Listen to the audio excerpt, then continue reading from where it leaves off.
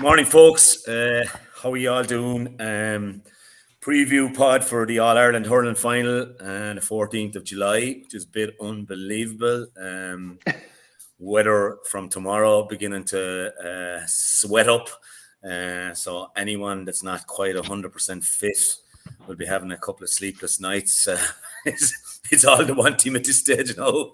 If you were maybe saying you'll get away with it with a wet day or being a little bit cool, you'd miss some of your early season training and your conditioning.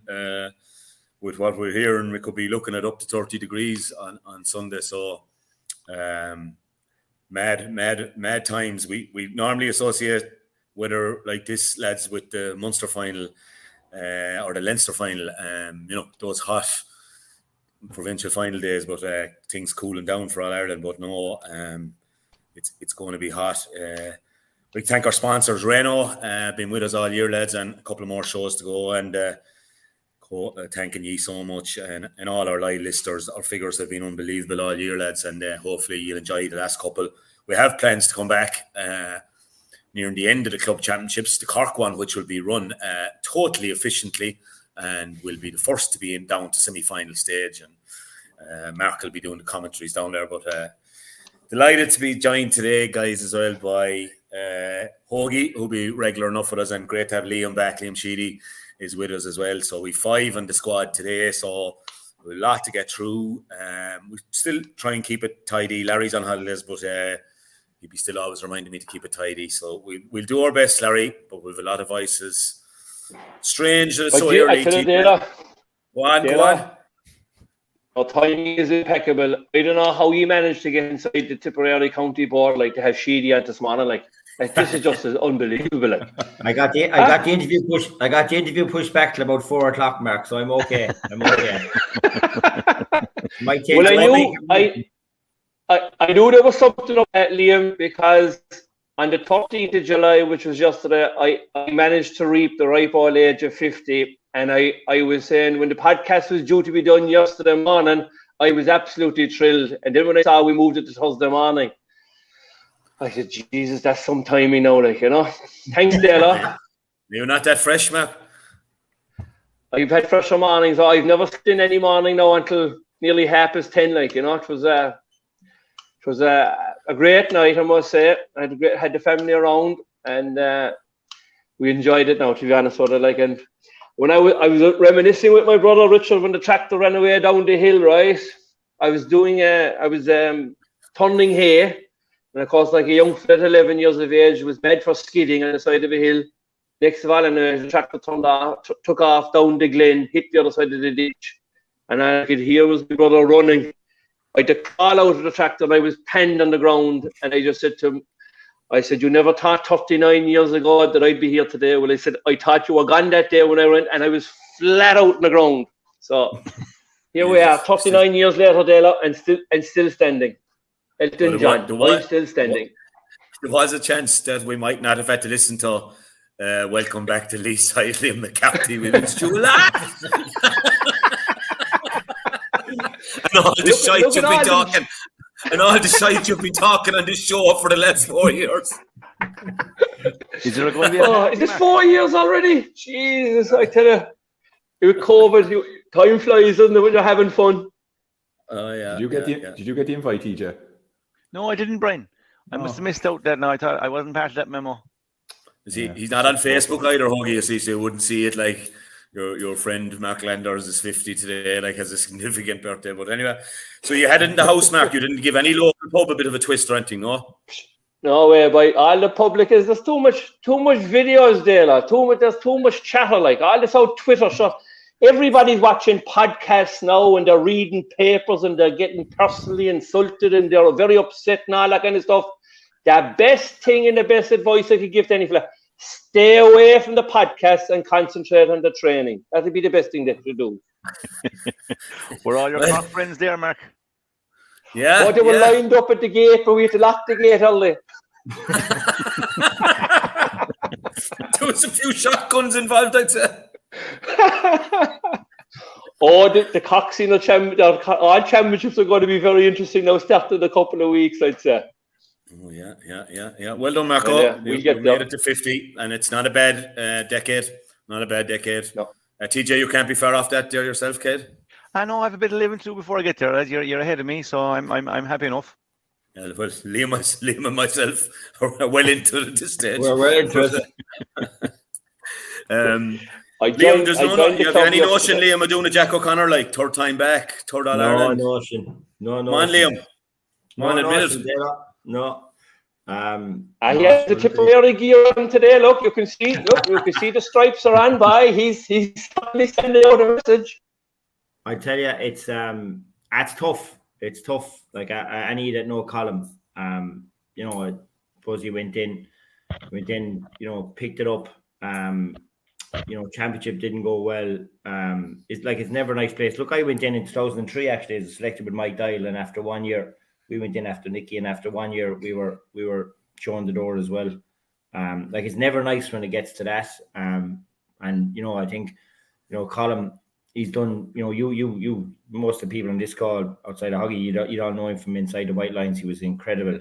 He was some man for Tipperary. Like the career he had, still going in '97, Dalo centre back, and had a fine game again in the All Ireland final. So it's never nice when it ends like that. But you know, I suppose 3-year contracts mean nothing. The bottom line is there's a review done every year, and for whatever reason, it didn't seem to work. And obviously with Tommy and Paul, I think Tommy was always due to stay for a year, but Paul then moving away as well meant that half his management team were gone. So trying to get, you know, it's hard to get people to commit if they look and see, well, maybe where's Tip at, and they're after losing the 4 games in the Munster Championship. But I'd have a certain amount of sympathy for Colm. I don't think anybody wanted it to finish this way for him. So, you know, as I said, he should be remembered for what he was for Tipperary, an incredible, iconic figure inside the white lines. And for whatever reason, you know, the last year hasn't gone well, and it sounds like there was a bit of discontent. And you know, maybe the best thing to do is for Colm to part company.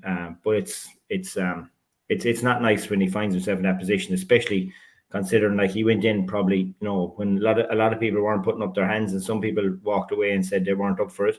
He was the man that went in and grabbed it by the horns, and hasn't worked out. So I'd feel for him today. It's not nice, but you know, as I said, knowing Colm Bonnar, he's no better man. He'll dust himself down, and as I said, he's done wonderful things in Tip. He's for Carlo. He's a really well respected figure, and you know, it's unfortunate it ends this way. Watford IT as well, Liam. Yeah, what he has done down there, incredible. Yeah, the great players that he has put through his hands there, and they've gone on to be some of the greatest hurlers of all time. Like I think Henry, TJ, all these guys. You go down there, Huggy? No, I went up to the Big Smoke up in Dublin. But JJ and all that, they were all down there, and they'd all have a great time for him. I think he was a great bond. He seemed to have a great bond with all the players down there, and you know, their experience in both in the hurling and just in a personal capacity. I think they all speak very highly of him. Yeah, and we wish the best of luck to Colm. A hell of a nice guy. Anytime you meet him, all the Bonnars, great hurling family. But it's tough. Like it's tough when it comes to this situation. Like, you know, that, like as Liam said, like you have a 3-year contract. You are making your plans for your 3 years. When you're getting your backroom staff together and all that kind of stuff, like you are looking to getting the job done over 3 years. Like, but I've often said this about like the amateur association. It's a very tough situation, because I'd say Colm and his family and all his close friends are feeling it today for him today. But like in the soccer, like when a fella gets moves on to he's getting checked for millions, like, you know, whereas it's really personal when it comes to that. Like, and you are definitely feeling for a person who and this is happening in club as well as in the county. It's just a tough position now, and it does possibly send out a message to any new managers or any prospective managers, be it club or county. They will shy away in some respects, because you know the expectations have gone so high in management now, and you know there seems to be a requirement to have instant success in some situations, and if you don't get the instant success, it's the management always seem to get the fire, and I don't think that's right. I must say, I suppose it does come down to expectations, but there is in the current amateur status, there's a lot of people being lost on the management side to the game because of the expectations that are being set on them, and I do feel for Colm today. And his family. Yeah, I think, I totally concur as well, Mark. And, like I wound up doing 9 years of this thing, and Liam, you probably as many done more, maybe, I don't know. But I never really, I think Dublin announced 2 years when I went up to Dublin. But I was very much always spoke to John Costello and said, we'll give it a go for a year and see. And after the year, we'll decide, is this going to get better or worse? And I did the very same with Clare. It was a 1 year thing have a shot at it, and wound up doing 3 with Clare and 6 with Dublin, obviously. But I just be very open to that, Mark, and even with a club, even with my own club now back again, if it's not the right fit at the end of the year, I think, you have to look at it now. And I agree with what you're saying. And for Colm, maybe he wanted to say, but when you saw Tommy and Paul Curran pulling out, I suppose you were saying, geez, already is there something not 100% here? So he might be better off for his own, for his own peace of mind. And that's for me, that's a big thing. Is your own. You're not enjoying that, and if things are going against you the whole time, you're constantly fighting and you're not sleeping. And we saw even in John Kiely's interview how he's after 17, how he's walking up and down his back garden, saying, "Am I the right man for this?" It's fair torture now. That manager's role, Yeah. It is like walking up and down the yard a bit more, Dalo. It's a pity he'd walk out the back gate. Out the back gate, he'd be fine by me, yeah. Yeah. It'll be interesting, Dale, now to see. Obviously, there's a situation in Waterford which could have a bearing on what happens in Tip. So that's always going to be. What's that situation, TJ? Yeah, the other thing, I'll come back to that. The other thing, in Liam was probably the most recent man there to say, like to do this job now, right? It has changed enormously, even in the last 10 years, right? This is all-consuming. Huge amount of resources required, massive amount of time. I think, Liam, you spoke about before, like we up to maybe 40, 50, 60 hours a week just on the job, like in terms of trying to get everything done. So it's not for everybody, and it's very difficult. And there is sometimes a disparity in places, whether it's be club or county, between expectation and reality. And that is kind of one of the gating items going forward, going into a job. Because if you go into a place and you look at the real situation, and then you've got certain people or fans or whatever, and their expectation is, okay, like, let's go and win the All-Ireland. That's not real. And I said, so that's a difficult one. And then the flip side of all that is you've got a lot of players in clubs and up and down the county, and there is a hint of what Mark said there, the blame game. And if they're not hurling well, or maybe they're not putting in the effort, or they haven't bought in fully, they look for, let's say, somebody to blame. And unfortunately, a lot of the time, the manager is the man who gets the blame for that. Like, so it does happen, and there's an awful lot of clubs that I know, and I know we've touched in the split season. We won't talk about it today, but it's not really working for clubs where they've got small numbers of training and what's going on. And like, as I said, unfortunately, a lot of the time it's the manager or the fellow who's doing the training. He gets the brunt of it. And I believe in fits. Like there could be guys who are really, really good, and they mightn't just fit exactly with a certain group of player, and then there might be somebody who you might say may not be as good, but he might be a perfect fit for a club or a county. So it's trying to get that right fit is going to be a challenge for clubs and counties going forward. But yeah, like I'm sure, like Liam Cahill today, they'll to go back to it very quickly, is it's probably after coming maybe a little bit earlier than he would have imagined, given what he gave to the commitment to Waterford last year. I'm not sure, and I didn't see it, that he was fully committed to Waterford for 2023. Maybe he is. I'll stand corrected on that. And so now, like, there's things on all sides. Do Tip want him? Will he want to come back? Does he want to stay in Waterford? Do Waterford want him?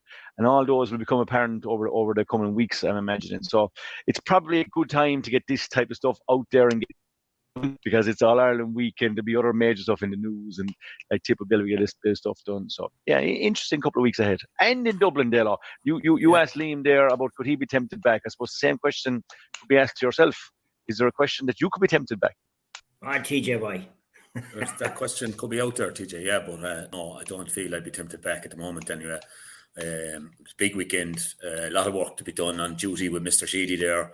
And a big weekend with my buddies from 25 years ago in Dublin as well, and I have to take it easy. They'll all be ripping it up, but I have to take it easy because I'm on duty with Liam there on Sunday and Dunlog, and then I'll be with G on Monday for the podcast. Like, so I have to be 100%. Can't be like Mark coming on after getting out of the bed at 10:30, crawling out of the bed. You know what I mean? I have to be on the ball for this, TJ. So yeah, I have too much on my plate, TJ, at the moment.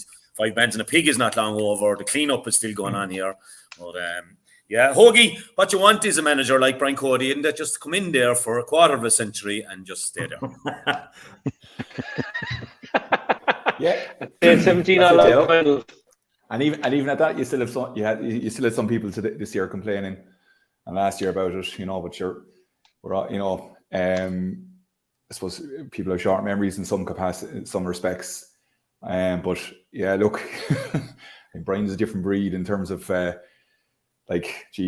longevity of it. And look, I can't, obviously Liam and yourself would be better placed but the amount of time that's involved, and I know from just anecdotally talking to Henry and Fenno, like the amount of time that's put in, and you've hinted at the hours and that, like there's a huge impact on the family, there's a huge impact on your work life and on your own personal life, and it's the love of the game and everything else, but it's massive, and it's only increasing, and I suppose we're fortunate in Kilkenny, I suppose, with Brian retiring a number of years ago. He's this is his, it was always his absolute passion, and focus, but being in a position where you're retired and that, and the role he came from a school primary teacher, effectively there wasn't really a player coming through the county that he wasn't aware of anyway, because he'd have seen him coming from primary school level. But yeah, I don't know what you say. It's like you won't see the likes of that again in terms of that sort of longevity. Yeah, I suppose, look, it's the county board are certainly happy because it makes they can tick that box off. They don't have to look at that for a while. Yeah, and I'm sure the likes of Brian. I've often said, like, and he's gone out of Clare as manager. He did a stint with Galway, obviously, since 21 years now. He's gone, Jarlath Man, but he could still be the Clare manager. I have no doubt, if he wanted it. But he obviously wanted other things and other interests he had and that kind of thing. So I suppose if a fella be iconic like that could stay nearly as long as he wants. Yeah, and it's a bit like the players as well. You have to have that passion for it, and as much as the time and everything else that feeds into it, trying to maintain that level of passion, because, again, I'm only speaking from the outside, but there's so much attention, media focus and different things pulling at you. It can wear you down, and to maintain that level of, same as a player, like, you don't know it. Maybe, you sit back in the winter time and you go, Jesus, can I face into that training again? Can I go for another year? And it's the same as a manager. It's a tough gig, and there's only at the end of the year there's only going to be one guy walking away with the Liam McCarthy. And if you're benchmarking your success purely off winning All Ireland, it can be a very difficult and long winter. And I think Liam mentioned it. How do you measure success? Or sorry, TJ was saying it. And sometimes, success doesn't necessarily mean winning a Liam McCarthy. It can be incremental, and it can be, a building towards something else and trying to manage expectations as well. It'll be either Kiely or Cody walking off with Liam McCarthy either this Sunday or 2 weeks' time. If it's still a draw, I don't think we have penalties this time around. But, I would say one of the jobs of the season, couple, I suppose, but you have to say Joe Fortune did one of the jobs of the season, up in Westmeath, and that's success, and that's all relative, isn't it?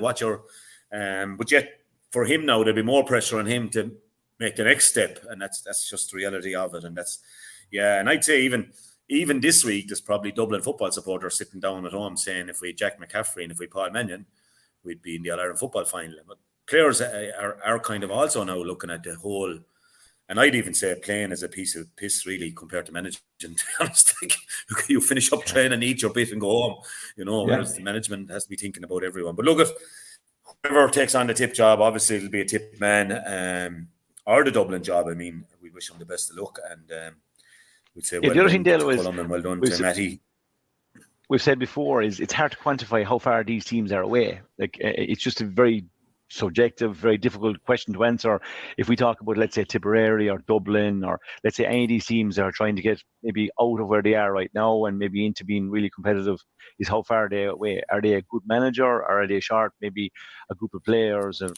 And if you talk about John Kiely and Brian Cody the weekend, like, their achievements are phenomenal. And when Colm Bonnar gets the blame, you have to say, to be fair into these boys, because they get their teams to an All-Ireland final, they're entitled to get the credit. So But you also have to give credit to the bunch of players that they have, and would they be able to do it without the talent that's available to them right now? So it's just a very delicate, difficult one when it comes round to counties who are, let's say, struggling and just different opinions and divided opinions and reality maybe not coming into the time. So tricky one now, like, and yeah, big calls for the couple of counties, whether it be Waterford, Tip, Dublin, or whoever it is, but big calls certainly. And I just finished the point there. I think there's two things as well that are at play. I think the scrutiny you get through social media channels now as a manager, it's really, really difficult. If you've got a family or whatever, like, it's hard not to, see what's going on or see what's been written. It's one thing, lads walking into a pub and having a chat in the beer garden outside in the back of Morty Brown's, but when it actually goes on print behind an anonymous, it's still there, it's still in writing, and your family see it. And I think that's really, really difficult. So I think that aspect of it, you're way more in the public eye now as an inter-county manager. And as Mark said, it is, it's you could be gone in the morning. You're doing it like you're not going to be a millionaire out of managing your own county or any other county, And the second part of it is, I think players now are in a different place than where it would have been in the 90s or even 10 or 15 years ago, where really the only thing that mattered was getting ready to go out and play a championship. I'm not so sure. I think the dynamic is changing. I think there's a shift here in terms of, I think lads are a little bit more sort of easy about it, where in some counties they might say, look, I'll head off for the summer, or I'll take a 2-year career break and I'll go off and I'll do something else. So there's an awful lot of playing out for a manager. And like, if you've got a manager and you're trying to come in and do a job, and 5 of your best players are saying, well, actually, I'm out of the country, I'm going to Dubai teaching, or I'm going off to Australia for a year. So, it's a really, really tough game, because it's a results-driven business. And as Brian said, it's unrealistic to expect, if you look at the handful of, there's probably only a handful of people have managed to take home Lee McCarthy in the bus over the last 10, 15 years. And yet it's the measure that everybody holds them up against. So I think, something might need to change here, because I think they're put under significant scrutiny for, the risk versus reward is high in terms of their family, and as you said, how Colm Bonnar is feeling this morning. Yeah, and we saw where Ursula hit back. I think Ursula Jacob, colleague of ours in RTE, top class lady, has forgotten more about hurling than we'll ever know in her league. Like, she's an incredible knowledge. But I mean, that crowd, this media crowd, just taking random tweets and making stories of them. Like, you can cope with the Twitter stuff, and you can cope with this crowd making a headline of it. Some fella says, Landers is clueless. No, they do say that, but I mean, we don't tell him about it, but he's not on it. But this, I'm on the garden, Mark. But like, this crowd coming up saying, daily in media storm, and it's only a couple of faceless tweets, and Jesus, I wouldn't even mention their names now, and I know they issued a kind of a half-arsed apology. God love you, like, whoever come up with your idea. Anyway, that's all I'd say. But yeah, it can be tough, and we wish Ursula all the best over the next few weeks. I think she's a big arrival on June in the household. So top lady, and yeah, I suppose we'll get back to the All Ireland final. Strange it's so early, Mark. Are you happy? You're delighted anyway, because you have a massive championship to go ahead, and your players are more important than any players in the country, and so it's just, for me, it just is strange. We're hearing, like, we saw that Dublin and Kerry couldn't sell out 82,000 for Croke Park. We're hearing there'll be plenty tickets available. People have a lot on. They're gone on holidays. There's all sorts of festivals in every village, always around first 3 weeks in July, and yet we're playing our All Ireland final in the middle of it. Yeah, so for me, look, I'm a big believer in the split season, and the reason is obviously trying to protect the club game, because I think the club player has been forgotten for the last 10 or 15 years, that it was all about the inter-county. So that's my first basis of the split season. The other side of this, Dalo, is that we're going to have a club championship now starting at the end of July, start of August. That's going to be played in fantastic weather. It's going to be fantastic conditions. So I think once the footballs and the slitters are going to be thrown in, there'll be skin and hair flying. And I think what we've seen from live streaming over the last 3 years is that the club player is getting massive promotion now. And we probably won't see the fruits of that labour maybe for another 3 to 5 years, I would suspect. Now, one of the concerns that is actually emanating now already is that a lot of the inter-county players that are out of championship already have decided to up sticks and head off to America during the summer. And I'm led to believe that maybe some of them won't be back for the club championship or will be coming back later or in the middle of the club championship, which that was probably never envisaged, I would suspect, when the split season was decided on. So why wasn't that envisaged? These are I in don't demand know, over and there. There's a few pounds to go. There's a chance to have a fantastic 2 months of lifestyle in Chicago or San Fran, New York, and get a few quid to do it, get probably a handy job and see the world and hurl over there. Yeah, I should, Anthony. All those reasons that you've just mentioned is why those lads would go. But I suppose why wasn't that foreseen? Well, I think it was always there to a certain degree, but I think the inter-county manager decided that he wanted had the first call on the players, and my view would always have been that it should have been the club championship should have started first, and have your grades rising as the year goes on. So you play your club championship first, and then the inter-county season would finish off your year. So I think the inter-county manager wanted first dibs from January the 1st, I suppose, to make sure that the players were doing their strength and conditioning and fitness-wise and having them in, I suppose, under their guise. And I suppose the clubs accepted that to do that. But Anthony, don't tell me for 1 minute that it's acceptable that an inter-county player can go away after his inter-county championship is over and not be back for his club championship.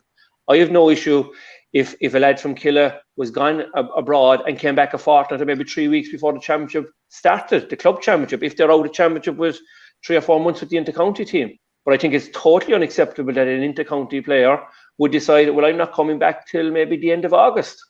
That I don't think. So I think in the spirit of the split season, the powers that be did not envisage that your inter-county player would be missing the start or the first few rounds of the club championship. I'd have to say, I think most genuine GA players, we've all played inter-county hurling. If our club came calling on the last week of July, we'd be back for championship. No doubt about that, lads. We wouldn't be strolling into the dressing room 3 weeks into a championship. And that's the reality. And Liam has mentioned it about the shift of attitude of players within the inter-county scene, that it is not the all-consuming thing that we grew up on. So I can confirm that I was in America, in Chicago, in 1991, and I got a phone call from the club to say we wouldn't be able to field an under-21 championship if myself and Brendan Welch didn't come back. We flew back, played a match. We were beaten by 325 to 5 points. But I was back to play for it. Made all the difference. And I can tell you, Brendan Welch had a great game, Liam, to make it worse. Yeah, but Mark, that attitude shift is definitely there in the club as well, Mark. It is. I've two coming off the plane from San Francisco on Friday. We're playing Saturday week. I don't know what shape they're in. I'd not. Tell me they're doing a bit out there, but I'd not. But they'll probably be in line to play on Saturday week because we probably won't have any option. But that's the split season, right? That's the reality of it. But they're going to go. But the splits, yeah. But Anthony, I suppose there's going to be a little bit of time before this will bed in, because for the last decade, fellas, listen, it's like the leaving cert holiday, right? Like we never had a leaving cert holiday. Fellas go away for a week or a fortnight now after doing the leaving cert. So that is a thing that look, do you have to contend with it? Do you accept it? It's going to take time for people to change. But I think if you're a genuine guy who loves his club after his county, or vice, whichever way you want to put it, they should be back at least a fortnight in advance of the first round of the club. And Anthony, the other thing I'm going to say to you is, and I've discussed this with you, with Clare and Wexford, your county did not row in with having the first round of the championship, as far as I'm concerned, on the 24th of July, that all counties were supposed to start, whereas your county board left it open. Where are you getting this about Clare? Our championship is on the 23rd. It's on. The only proviso is if Clare were in the All-Ireland final, they weren't going to ask the players to play 1 week later. That was the only proviso. If you were out earlier, okay, the only reason it's on the 23rd is because you were beaten in the All-Ireland semi-final. If you were beaten prior to that, you were put on notice that you'd be playing club championship within a fortnight. It was on the 9th. It was fixed all year for the 9th. Everyone knew it would be on the 9th. That is exactly my point. 1 second. Whereas all the other countries were the 23rd or 24th. So it left the fellas that were going away from to say, would he be back? We said we'd revisit the split season later in the year. We're here to talk about the All-Ireland final. I don't want to hear about the split season anymore today. Let's talk about the match on Sunday. Okay, miss. Okay. Are you okay with that, Mr. Chairman? Well, all I was on about was the All-Ireland final being on so early, TJ. For me, it just doesn't feel right. We can't sell out the stadium for the All-Ireland final, you know. So for me, it's something that needs to be looked at the end of the year.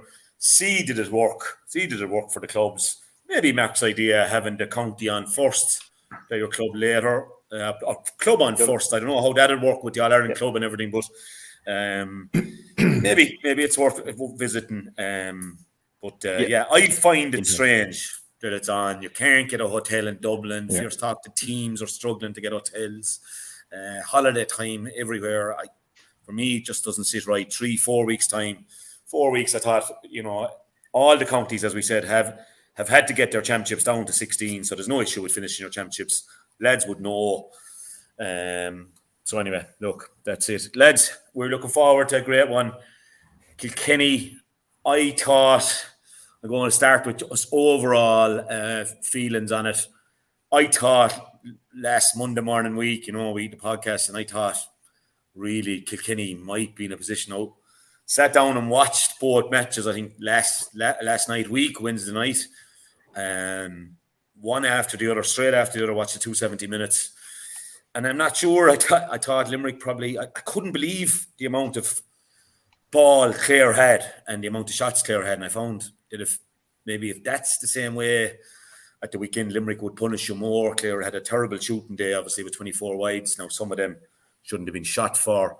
Overall feeling I've given the advantage to Limerick, but of course then the news this week, TJ, that Keane probably has picked up a different injury and will have to sit out the game. So I've been saying it since he's missing. They're not the same team without him. It would be the very same as Kilkenny without TJ, Galway without Canning, as we saw. Maybe if he was there this year, they might be in the final. Clare without Kelly, etc., etc. And your overall feelings on where it's at. We'll go to predictions later on and the reasons why, but just overall, where you're feeling it, Hoagie. Are you confident? Are you know, is it kind of in the 2 weeks? Where has your mind gone to, if you like? That's where I'm gone, and mine has changed, I have to say. Yeah, no, there was a definite emotional response after the win against Clare, you know, which is only natural, I suppose. Yeah. You know, having gone in underdogs in a lot of people's eyes against the Munster finalists, you know, and not a position that Kilkenny are used to being in over the last number of years, you know, and the manner of the win. But like yourself, I didn't watch it back, but I suppose I watched clips of it back, and I was, you know, chatting about it with the family, etc. But yeah, like, to give Clare that many scoring opportunities, if you're going to give Limerick those chances, we have to hope in that regard. You know, I think there's a lot that needs to be looked at to try and minimise those scoring opportunities. But there's an awful lot of positives to take from a Kilkenny performance as well. I think they're used to the ball, which you discussed, the mixing it, the long and short, some of the individual performances. And again, a semi-final ultimately is there to be won, nothing more. I think, you know, Limerick did what they had to do, and I think it was, from their perspective, they have nothing to prove. I mean, they're the All-Ireland champions. They just needed to get over the Galway, the obstacle, and they did that. And in some respects, it actually was ideal for them, because if they had gone out and beaten Galway by 5, 6, 7, 8 points, they'd have been talked up. So, you know, they don't have to contend with that. So they're going in perfect position. But they are favourites, they're rightly so. They're All-Ireland champions. We will have to, without doubt, come up another, you know, I won't put a percentage on it, but we're going to have to improve significantly in order to put it to Limerick. But I'm still confident. I think Kilkenny teams are always confident. I mean, Brian will have that instilled in the players. The one thing for sure is the Kilkenny guys are lining out on Sunday will be going out in full belief that they're going to win the game. There's no team that Brian's over that goes out any other way, and they'll also be going out ready to do what needs to be done, But on the other side, that Limerick know exactly that that's the case as well. They've seen that in 2019. So, look, Limerick are favourites. It's there for them. This is the one, I suppose, we mentioned it the last week or 2 weeks ago. This is the one they wanted. You've no more so than any other team. It's not that Limerick are any different. I mean, I look back on my own time, and when Liam and the lads got the better of us in 2010, like all we wanted was to settle that score in 2011. And in 2013, when Clare came along and won All Ireland, and hurling had changed supposedly within the media, and we were now outdated. All we wanted was to get back and restore as well. But so that's the mindset of and I've no doubt the Limerick players, and they're probably taking it on themselves. There's probably not a whole lot that Kinnerk or Kiely need to say. There's a lot of those guys. I think, depending on the selection, you're probably looking at 13 of those lads who played in 2019 from Limerick lining out on Sunday again.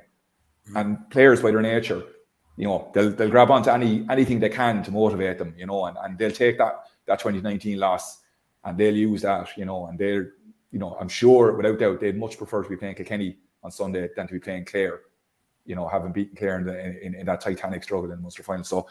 So I think, it's got. You're still happy though, Huggy. You're still happy.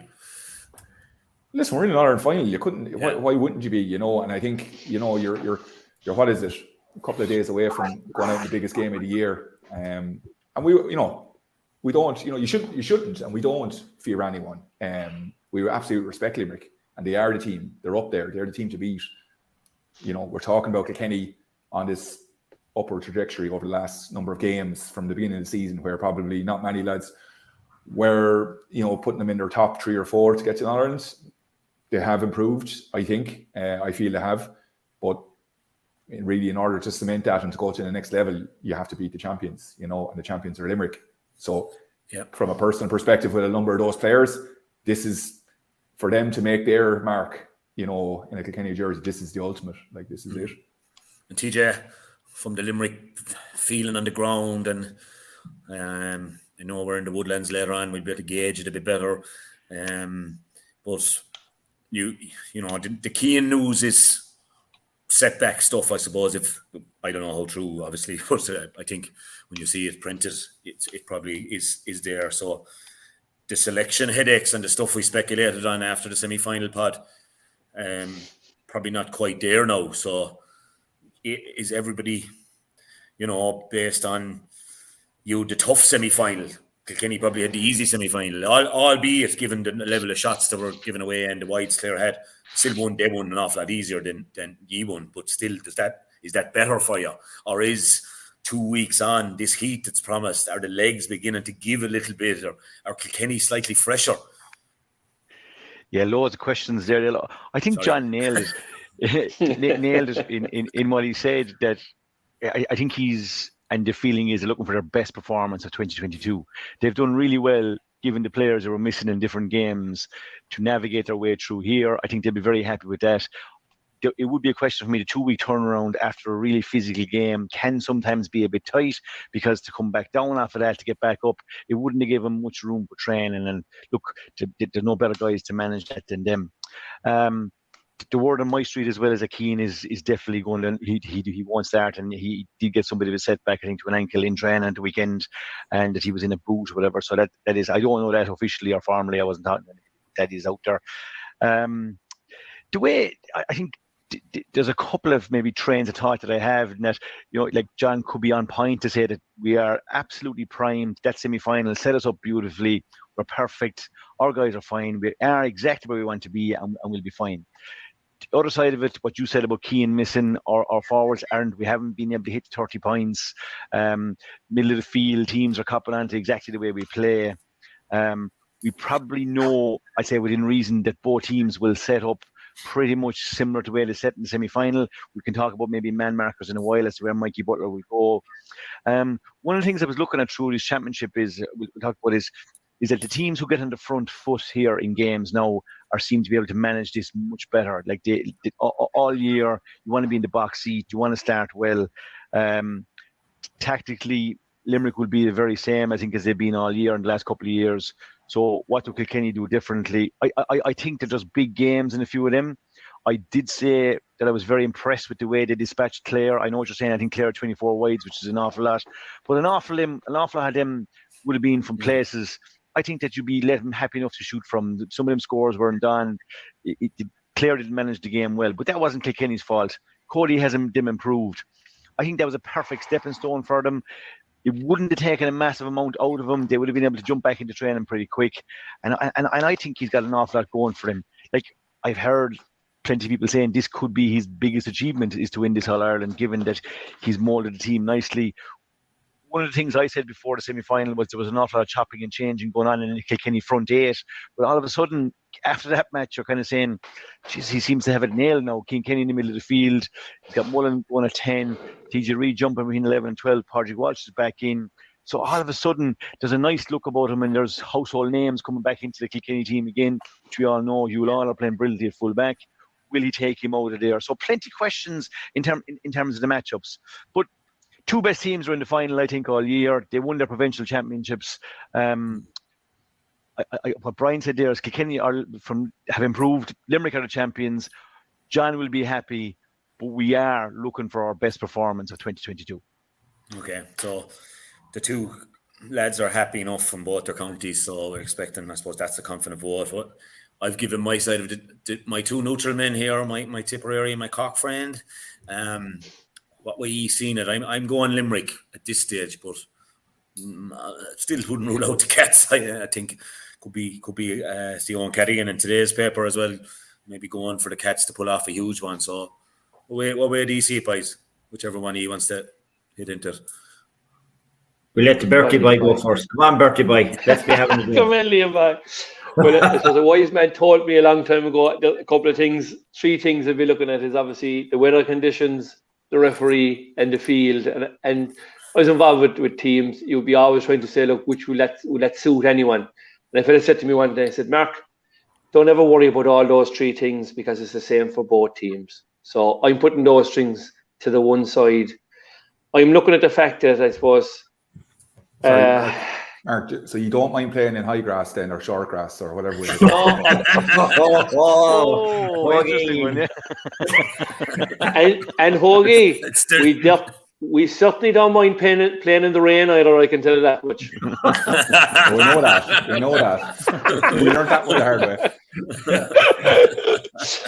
But I'm a bit like you, Anthony. I was swept away with the Kilkenny performance in the semi-final as well, and then I started to come back and start to put a bit of logic into it. And you know, there's 8 of the lads that were beaten by Westmeath in the under 21 in the Kilkenny panel at the moment. 4 of them are playing, and I'm just kind of saying to myself, you know, Limerick are bringing massive experience to the match on Sunday. They're going for the 4th All-Ireland in 5 years.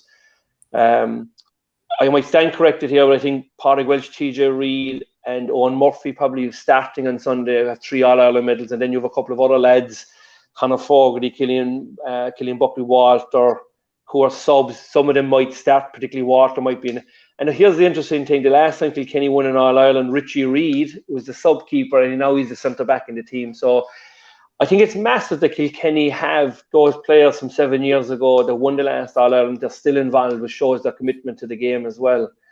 But I'm starting to lean towards Limerick, particularly on their physicality in their forward line.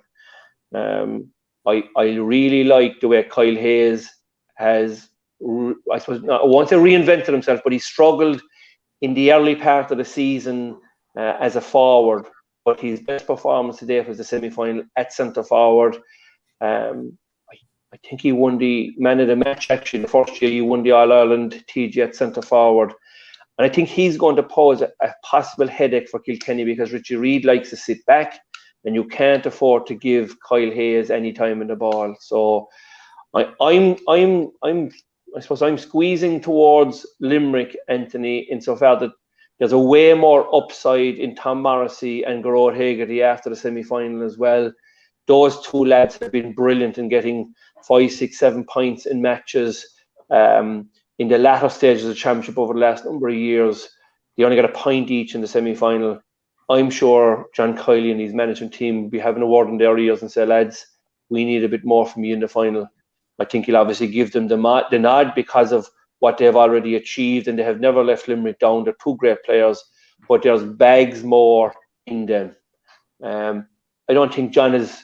I think the fact that the injury has come to Cian Lynch now probably solves a headache in one respect, because I would have been of the view that he may have been coming in as centre forward. Kyle would have went to full, and Flanagan and Gillan in the two corners. But I think they probably may end up now, unless it's a right smoke screen, TJ, that you've sent out. I see a picture of Keane in a boot today. It's on social media. I don't know who sent it to me, but I certainly didn't find it. But could be some smoke screen. He's taking all the attention away from yourselves by saying that Cian Lynch is injured. But it could be one of those Donald Trump fake news stories, could it? It could be a Gerlock man special in his day. poor old Fergal Hegarty in that final 25 years ago had to tell his uncle, who was coming from the States, that he was starting, and he not started at all, and he not started. That's right. Yeah. It's gas too. Yeah. Liam, what's your gut telling you this week before we go into the nitty gritty of who might pick up who and what way they'll play and things? Yeah, I probably from the outset, I've always said that Limerick would win the All-Ireland from the outset. Look, their best performance was probably in the first match, but they didn't meet a lot of resistance in Páirc Uí Chaoimh. I thought they'd meet a much sterner challenge, but at the same time, Cian Lynch was on the pitch, and there might be something in that too. I don't think they've hit the heights in the Munster final or semi-final that you'd expect, or the standards that they hit. Like, they were probably winning on average. If you take their average win margin in last year, it was about 10 points. It's certainly not anything like that this year. So I think they've come back into the pack a little bit. And if you dissect the game against Galway the last day, like, Galway had 27 shots in the first half, and Limerick had 23. And Limerick went in winning 16 points to 12. So Galway only converted 4 out of 10 of their chances. And I thought a lot of those chances were on and should have been taken. Like, Conor Cooney shouldn't be missing 21-yard frees. Some of the misses they had were real misses. And if you play it into the second half, if you look at it, Aaron Gillan and Kyle Hayes were the only two forwards to score from play. David Reid came in and rescued them with 3 points from play and winning a free. And up to the 60th minute, they had 5 points on the board in that second half. 4 of them came from the hurley of Dermot Burns in long-range frees, which were absolutely critical for them. So they haven't found their form to the level that you expect. But I just look at Limerick, and I look at Kiely and Paul, and I look at Caroline in behind them. I look at the whole structure. I just think they'll have them primed for one right performance. I think they'll need to play a level above what they've played. But like from our perspective, I think I just hope they're let play and we get a cracking game, because I think that if the two of these teams bring what they have, I think we'll have some rip-roaring game, and I think that's what hurling needs on the biggest day of all and the biggest stage of all. But I'd still be saying, slight advantage Limerick, but on the basis that they'll play to a level higher than they played to in the semi-final and in the Munster final, because they haven't been the outperformer like they were last year, where they showed that they were probably a good bit ahead of everyone else. Yeah, I think they haven't. You'd have to say right from, as you said, Cork, even the other games, even Tip, and we've spoken about a change of management. Yeah. Tip give them bags of it for a long, long time. So, yeah, interesting. Hoagie, one of the factors, Dalo, before we even go to Hoagie, one of the factors is the Kilkenny form in the semi-final, right, is how much of that, I suppose, do we give to Kilkenny being very good versus maybe a perceived Clare, right? Like, if you look at Kilkenny have been beaten twice in the championship, right? Their Leinster final form, like, they scored 22 points and 12 of them came from place balls from TJ Reid. So their Leinster final form wouldn't probably stack up as strong, and they've been beaten twice in Leinster, right? And then, like, sometimes a little bit like looking at a horse race, you can be confused by one run the last day, which reads maybe an awful lot better than it should. So that's a key piece of form in the overall picture. I think Hugh Lawler was missing for the match against Kilkenny as well. I wouldn't underestimate. I think he's a massive player for him.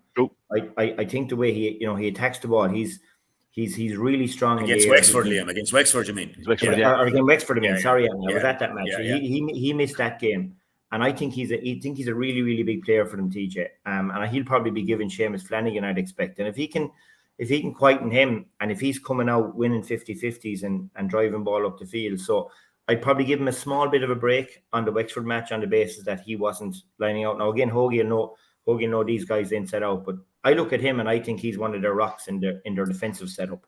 And I think when he's not there, it weakens the team overall. I don't know what Brian thinks. Yeah, Hoagie, what you maybe Liam alluded there that he Hugh a lot of your club mates involved here in this man market stuff, that Hugh would pick up Shamey. I would nearly have had it that Hugh would pick up Galan. I would have thought size-wise Mikey. Mikey, I thought maybe with the pace he has, might go with Flanagan, not maybe as noted a man in the air as Galan. So I thought that might be the way. But a lot of talk as well that Richie Reid likes to sit, that you've changed since the Wexford game, that you're playing way more through the lines. But I haven't watched back the Clare match, as I said last week. There was a lot of long ball still played. But when you have TJ Reid, like, you can go long. And then when you bring on Walter and John Donnelly, you can also go long. It's a completely different dynamic. Murph is quite happy to launch it down there on top of those lads. And they picked up a lot of scores against Clare. And even the first goal came from a long ball out of defence. And tactically, man marking wise, where do you see it going? So there's a few things, I suppose, on Hugh. I'd agree with Liam. Obviously, I'm biased to my own club, man. But what Hugh gives you, so Hugh is one of the fastest lads within the squad. They do the 80, 100 meter dashes, and you can see it even when he leaps. He's a savage spring. So having a guy like that who's physically the size he is, but can move as well in the full back line means that you're not overly concerned with having lads sitting back protecting him, because he's the modern day full back where teams are holding the ball out the field, looking for that diagonal percentage ball into the corners. And Hugh has that pace to be able to, even with maybe a yard behind, make up that ground. So that's a huge, just even from a confidence point of view as a half back, knowing if the ball goes over your head, you have a guy behind you who's got serious pace, and if he gets there first, he's coming out past you. So he adds a lot of confidence. And as well, he's a go-to for Owen for a lot of the short puck-outs. So he'll either take the ball and recycle it back to Owen, or if it's on, he'll turn and he'll take a stride out and play usually kind of a 30-40 yard pass to Richie Reid or to the midfield. So he starts a lot of it. So he's hugely important. And as you all know, having a kind of regular and solid full back is the first part in putting confidence within the defence. So there's that part. But Richie, what will he do? Just on that, Hoagie, like they'll probably play Flanagan Galan inside with Graham Mull playing off them, or Peter Casey if he's available. I don't know who'll go for there, but which of the two of them does he pick up? Like, it's kind of not really a 1, a 2, 3, 4 full back line anymore. Somebody will have to go out with Graham Mull. We're just saying hypothetically Graham Mull. Yeah. I'm not basing this on nothing more than my sense is that Brian would prefer to keep Hugh kind of central in around the square, which means he'll more likely pick up Flanagan, because Galan likes to hold his position, if you like, tuck in a little bit and let the ball come to his outside shoulder. And so for that reason, and that is something that Mikey obviously needs to be aware of, is that Galan is very strong in the air. But I think I feel that probably the two lads will be detailed to pick up those two guys. And I think Galan is a huge, well, I state the obvious, he's a huge player for Limerick, but for the reason that every ball that goes into him, he makes stick. The advantage of having a forward inside who, when the ball goes in, 9 times out of 10, it sticks first time, and more often than not, he's actually already on the turn and looking to bring a guy into play, or it's over the bar. Very difficult to mark a guy like that.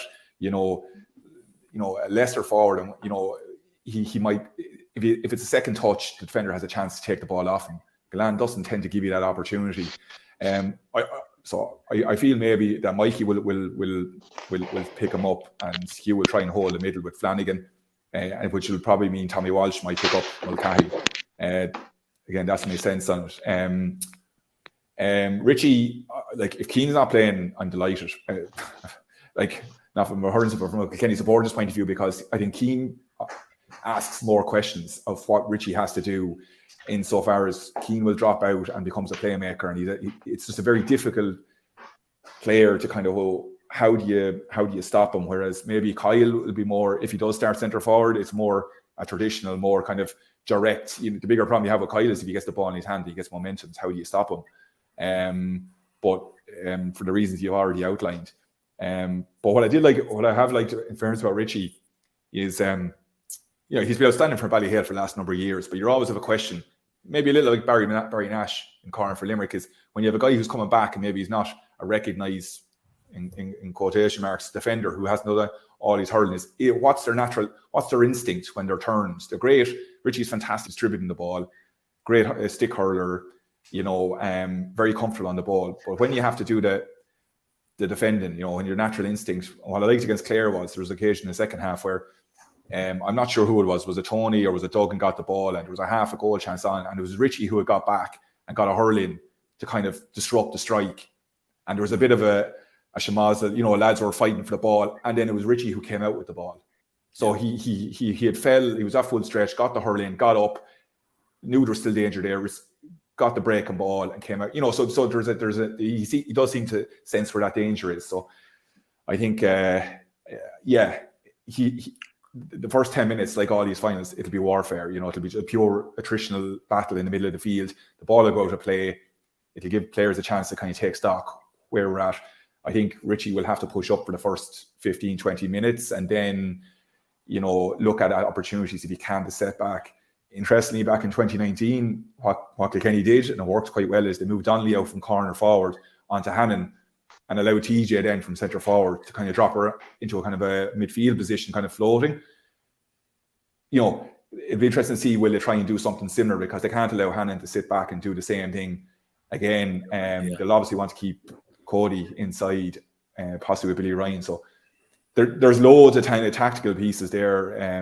Galway conceded the puck out most of the time to Mike Casey, the other time to Sean Finn, not really to Barry Nash. Obviously, you don't want him getting it with the pace and the as you said, the stickmanship he has. I suppose you see Kilkenny doing that. It'll probably allow you maybe to hold Richie deep then, and the corner forward will be coming back to wing, and the wing forward will be coming out around the middle. And I suppose we would have done both in my time, and look, obviously things have moved on since.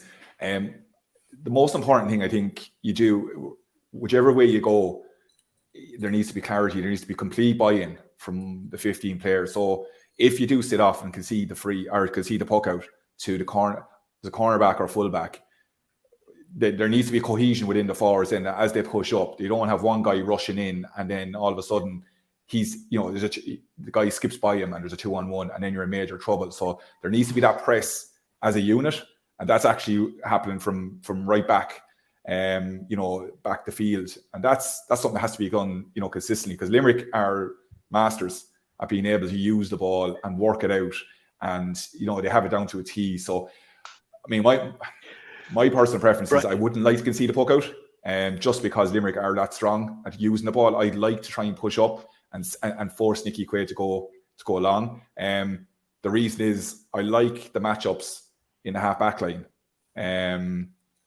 purely because I think Paddy on Hegarty, Paddy will enjoy that physical battle. I think Paddy will be happy out if he does nothing else but himself and Hegarty pulling, dragging each other all day. And then you've got Carey on the other side who's strong in the air, and I think that'll be a good battle of Morrissey. I'm not saying they'll clean. I think there's a good even 50-50 battle between those two guys, but it's like, look there. I think there'll be stages. It'll be a mix. I think there's not going to be one game plan that you'll come out at the beginning of the match and try and implement, because at half time Connacht will have them in, Cody will have them in. They'll see what each other are doing. They'll need a tweak for the second half. TJ's less smiling there. Come on, TJ. No, I was going to ask you one question, Brian, about Cody. Like, is there a possibility that, let's say, a week or let's say ago, maybe 7 or 8 days ago, that Cody will have told, let's say, Hugh Lawler or let's say Tommy Walsh, Tommy, babysitting job for you, it's going to be Aaron Gillan, get that inside your head. Does that happen? Yeah, it does. I mean, we would have done it with Jackie and Lar one of the years. There would have been cases where, Brian, there would have been situations, for example, like with Liam. I remember one year, Liam, the lads came in, the tip for the throw, and the tip forwards came into a bunch just around the throw-in. So they didn't go out into their positions, which I'm not sure, maybe he'd done it in the semi-final, but we had already decided who we were picking up, regardless of where they were going to be playing. So if Jono was going full forward, it didn't matter, or wing forward, it didn't matter. JJ was picking him up from the ball because we knew. So, we didn't want to be standing in a position to cut. So there was clarity. We knew exactly who we were picking up. And once the ball went dead, we reassessed then. And JJ was out half back on Jono. So then he came back in full and Tommy pushed out. But at least from the throw in, there was 100% clarity until for that 4 or 5 minutes until the ball went dead and we got a chance to reassess. So that decision was made before the match. Obviously with the Jackie case, I mean, that was something we looked at for 3 weeks in advance. We've looked at different lads to replicate that role. So quite possibly Brian will have had a word in Mikey's ear. Like, I mean, I'm sure Mikey, I'm not sure, but I would imagine Mikey was probably given advance notice that, look, you're going to be picking up Tony Kelly, and in the semi-finals. So. Was that your idea, Liam? The big punch. Was that Eamon? Are you blaming Eamon for that? Thankfully, they didn't give Jackie Lara in 2010. We managed to get 3 in the net before they put Jackie on the score. a big plus on our side. At one stage, I thought Tyrrell was going to go down into the dressing room with him. He's waiting for him. In 12. Stop. Yeah. There's so many. And from your point of view, TJ, you obviously decided that Tony Kelly wasn't worth man marking. Kilkenny maybe showed that can be an advantage to do that. You've TJ Reid to contend with, possibly the GOAT of all time. Up there anyway. Hoagie was on about the role he played in 19. Is he able to do that 3 years later in 30 degrees of heat? Play right midfield, he is some Clare. Clare probably couldn't get a handle on him at all, really, in terms of the way they moved him around. They got him under Paul Flanagan, who I said had a fantastic year and still hurled a good game. They got him under him for 3 puckouts in the second half, and he clean caught the 3 of them. And even when Conor Cleary caught 1 or 2 off him, he was able to dispossess him, like, just incredible. Would you think there'll be a role given, or Limerick are very happy in their setup, TJ, and some lads don't like doing follow-on lads. Yeah, Paul hasn't really kind of differentiated a huge amount. Maybe small tweaks, but I don't see a man marking job in TJ Reid coming. I think that they will stick with their 2 lines of 3 in the main. I don't see any major change, and I think the same team will start the start of the last day. I think that's just the way it'll be, and then work from there with the bench.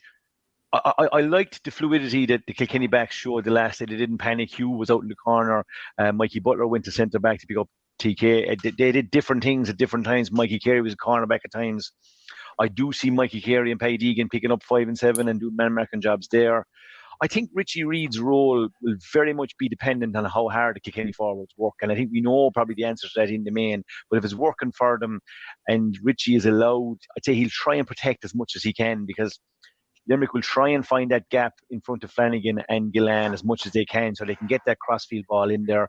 That's really kind of a key part of their game. Gillan is key. There's no doubt about that. Like, he was key in the semi-final. He's been key all year. To me, he's in hurler of the year form. He just has been carrying the team up front. Scores he's been getting and his frees. So I think that's a spot that Cody will like to nail. Who picks him up? It's very interesting. It wouldn't surprise me if it was Tommy. I think they might like to keep Hugh Lawler at full back on Shamie Flanagan. Or a lot of the ball he gets, I know he catches 1 or 2, Dalo, and he loves to catch that ball from behind. Would it suit Mikey Butler to try and be out in front of him? Would that tigerish? I know Gillan will have the height advantage, so that's a question for Kilkenny. Limerick, I think, is what you see. On that, TJ, is there much difference between how Rory O'Connor plays and how Aaron plays? Are they similar in size, similar in wanting to handle the ball, similar in trying to get out in front? Because in Kilkenny that night in Nolan Park, Mikey was sent after Rory O'Connor and was literally in his pocket wherever he went. And I don't think, I think Aaron is better to catch it, but Rory's not bad either. But they're not too dissimilar, which would lead me to believe it could be Mikey and Aaron. See, he's stronger though, Liam. Is he physically stronger? Is he dangerous? More dangerous in behind? Is he more like that? He is more dangerous. He is, without question. So the risk is that he gets it into that left hand. That's the danger. If he gets that crossfield ball and he catches it there, that is the danger. But we still think maybe he might be tasked. He hasn't been found wanting anywhere he's been sent to quench fires this year in this championship. He's done it. He's done a But magnificent job. The flip side, Liam, would be is the way Limerick's full forward line is. Would Mikey not be tailor made? Let's say for someone like a Graham Mulcahy. Oh yeah, Tommy without might have question. more physicality and would suit. So yeah, but I what I said there is I think the fluidity is in the Kilkenny defence. I don't think it'll phase them too much. I think the setup, but I do think that they will want Richie to sit. So that will be an interesting piece early. If Kiely Hayes is centre forward, they'll have the midfielder sitting. That'll be an interesting piece in the Kilkenny forwards work rate. I don't think Kilkenny will push up on the Limerick puck out. I think if you go back to 2019, they had Walter and John Donnelly sitting in beautiful positions. Like, I think if you push up on Limerick's puck out, it does pose the question that if everybody pushes up, it does leave the gaps for Tom and Garoa to push into. So I don't see that happening. I think that maybe Mike Casey or Barry might get a couple of the puck outs. That's one of the things I do see. Kilkenny have that lumpet factor too, and how much will Cody have looked at that ball from Davy Burke into, let's say, Brian Concannon, where like Mike Casey was at full back? Could we see a little bit more of that? Will Wally start? I don't think Wally will start. He showed massive hunger when he came on the last day. It was a great impact sub. So one of the players that might cause Limerick a little bit of problem is Cian Kenny. His runs from the middle of the field the last day, there was numerous occasions. I know he got a goal and the points he got, right? But there was a couple of other occasions, if you look back at the match, Dalo, where he did get ahead of the ball and he was on his own. And he has that little burst of pace and his ability to win the ball and win a free. So that could be a key factor for Kilkenny. And Limerick will definitely have pinpointed him in the VT to say, watch these runs. I've no doubt they'll have picked him up. He does get ahead of the play. He does get ahead of the ball. So that will be interesting. And look, I think things like maybe the Kilkenny game plan, like I just felt they reverted too much to type against Wexford in Nolan Park. At times this year, they've used the balance beautifully, Hoagie. I think if they lump it along against Limerick, I don't think it'll suit. I think Limerick will mop that up. So that's the piece that they have to really get right, is that game plan. And I'm still not sure where the master is in that overall picture as to whether he really buys into that through the lines. And that would be interesting to see. And when you come under the cosh against Limerick, where exactly, and I'll be curious and I'll be clued in to see where his mind is at. Yeah, and would Liam, I thought about the TJ Reid, and did you have to sign? I think Cody'd love him somewhere, either at centre on Hannon, who probably wants to hurl a lot of ball, or a contender for hurler of the year, or at left half forward on Burns, another contender for hurler of the year. But they don't really chase man mark. I would have thought maybe would Dan Morrissey be, a fullback who had to man mark an awful lot of time, would be used to the. I would, if I was who, I'm not bloody John Kiely, obviously won nothing really much except a couple of small things. No All Irelands as a manager, but I thought Dan Morrissey might be the man that you'd put on Reid, and a big man used to marking the big guy.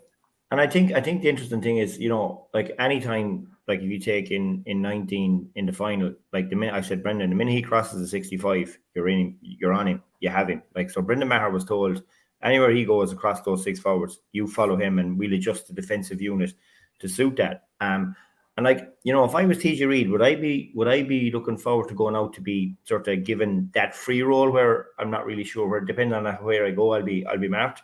Or if I knew there was some fella going to be, would he rather be facing into a Mikey Butler or having the freedom of maybe depending who's going to pick him up in this? So I think he'd rather play the Limerick structure like Tony Kelly rather than having the Limerick equivalent of a Mikey Butler. So if it was me, I would be marking him all day long. I'd have somebody trying to say eyeball him and make it uncomfortable for him, especially early on. We try and dampen his impact, because I do think, even I suppose like we went with the 4-man full half hour line, as last year against Limerick, and we had somebody out occupying Declan, and we let Jason out further to get a little bit of freedom, and he found a lot of space in that area. Now, if TJ Reid was given that space, he'd hurt you. So I think that's what makes it interesting. But Willem O'Donoghue, who has been very good at marking that space, when Limerick are in their pomp, Willem O'Donoghue is generally very effective at covering off that space. That means that you can't breathe in there and there's no room to get the ball. So I think that's going to be very interesting to see how that plays out, because, I think the one thing we've learned is that I'd be very surprised if Limerick changed their structure and said, actually, we'll not go with structure now, we're going to get Dan Morrissey to mark and we'll adjust everything else around that. It doesn't seem to be their style. And it'll be interesting to see how that plays out. Liam. Yeah, Mark. So go on, Huggy. Yeah. Sorry, just on that piece, because I see certain parallels with when I was playing, where we apart from that instance with Lara, we never went man to man. We always looked to try and keep our shape with our six backs, and we would have had conversations around that, and very much the half back line hold their position. Because and it was when we played Galway in 2012, there was a discussion around if you're tracking the runners, you're losing that platform. Yeah. For a launching pad for attacks, players, it's grand, you're tracking players, but what happens is, and myself and Joycey ended up colliding because you're backtracking, you're in positions of the field, look at tracking balls, and you can have those situations, whereas you're holding your position. If it goes left, well, I know JJ is in that area, and if there's two lads on him, so be it, we'll get there, we'll get bodies there. But it's I suppose there isn't a right and wrong as such. It's just that Limerick are looking at it and saying, well, they get so many. They launch so many attacks from Dermot Burns, from Hannon, and Morrissey there, that do they want those lads tracking and running over and back? And that's the question: is are they happy to say, well, look, if TJ picks off 2 or 3 points, that's okay because those 3 boys are going to get on so much ball as they have done, and they're delivering the ball into the Glen. So, I just see that kind of Limerick are so much settled and believe so much in their own system that I think you're right. They won't change, they won't. They'll back themselves as they should, I suppose, as champions. And just one question for you, Brian. Would you say that it's a definite that Wally won't start? Because Martin Keown was taken out. They scored 117 in the first half, and Martin Keown got the goal just before half-time, but he was whipped off, and he didn't really win much of the 50-50s that went in that first half. Is he nailed on to start and Wally to come in, or would Wally's presence... Well, look, even in the 19 final, only for ice, he was causing me all sorts of problems in 19, and Paddy went over and quenched the fire and got a handle on him. I had to bring Paddy from one wing to the other. Yeah. But he was causing me problems. Or is it Wally or Pádraig?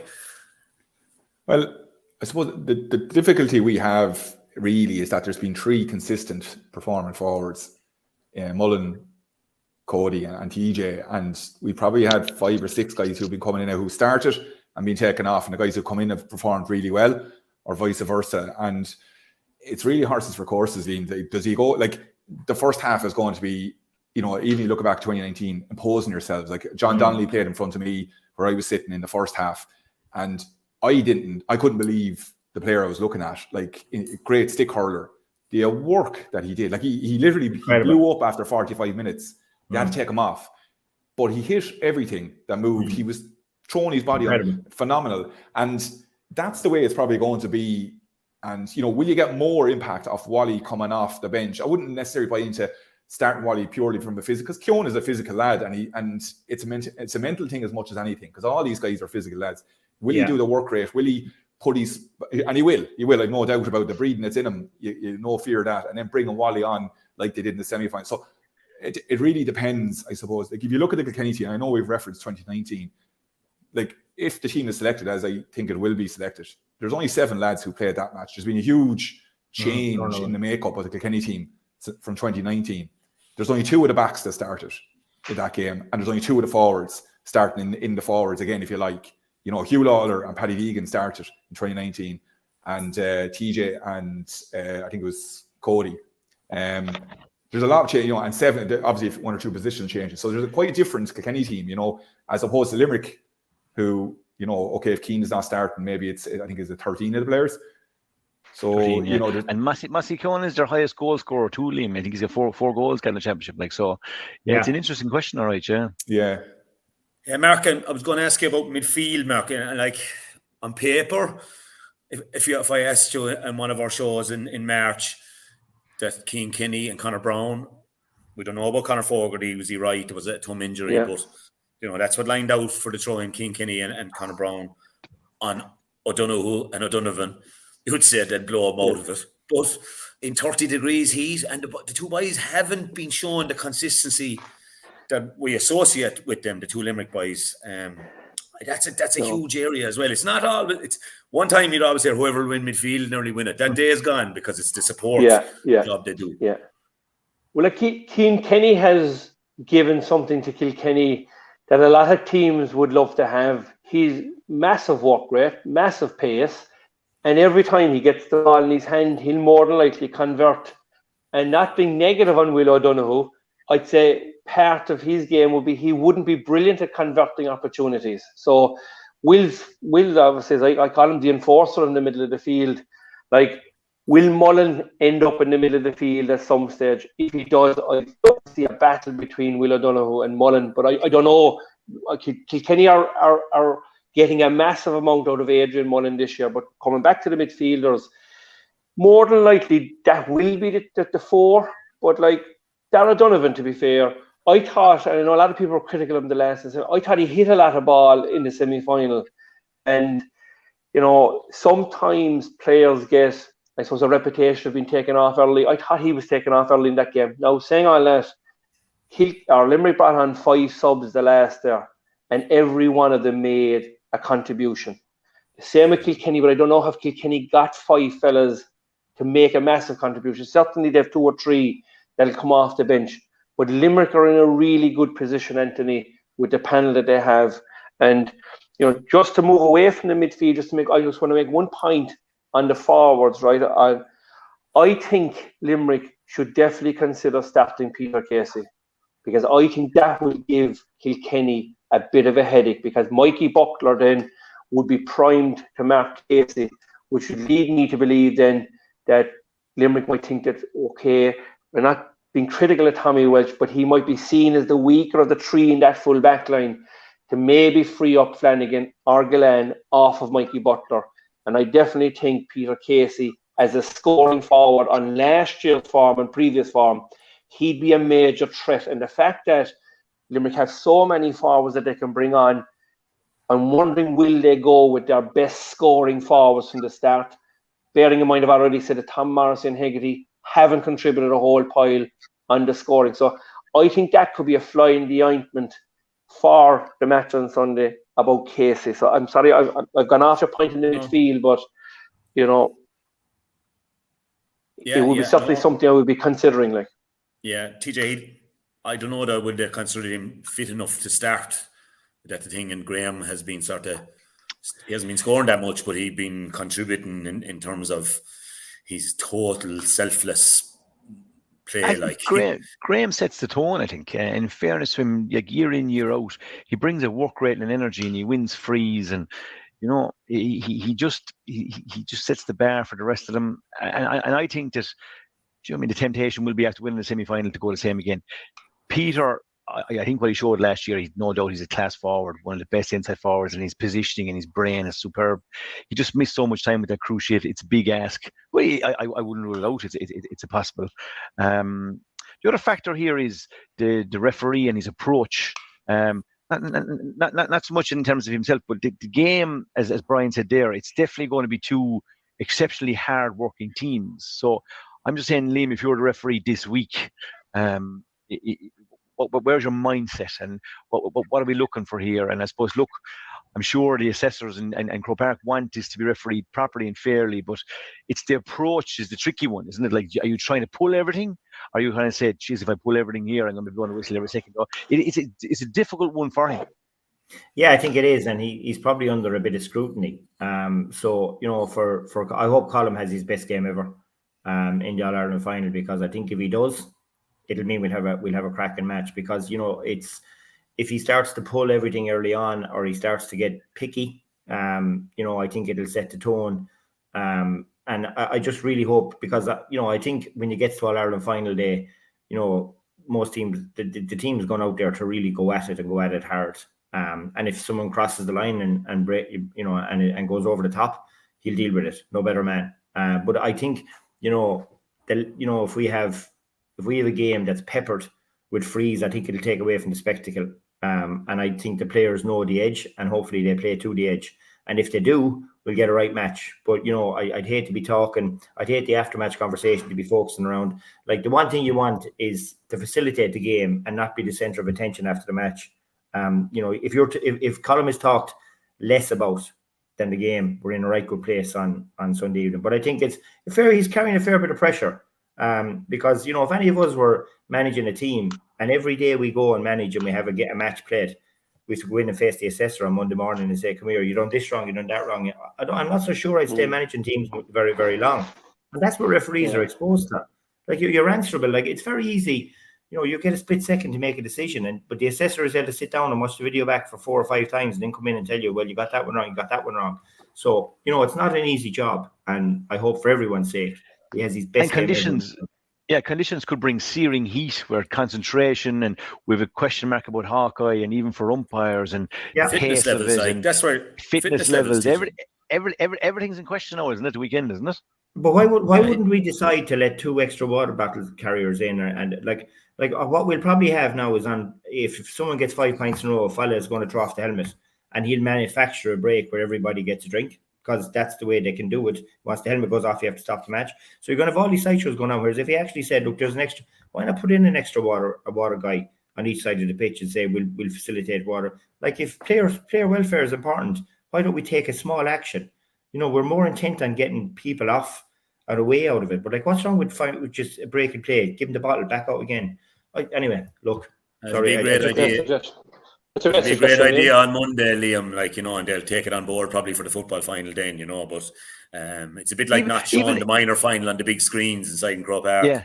But even for the referee, Liam, even for the referee and the umpires, just to get a drink of water, because 35 minutes moving around in that searing heat, like the forecast is saying it could be 30 degrees. 30 so degrees. Like concentration levels, like all that. So yeah, good call today now would be to have that help provided now. Absolutely. Well, I'd like to see his linesmen way more involved, lads. If it's going to be as warm as it is, that the linesmen are in, you know, in on the field, and you know, I think it's impossible for the referee possibly to be as fit as these players. Like, you know, the levels they've gone to, and it's a huge day for Colm. Proud day for Nemo Rangers. Unusual for Nemo to have a hurling final referee, Mark. Yeah, I was still playing when Colm came on the scene, to be fair, and I relate him a little bit to Dickie Murphy, right?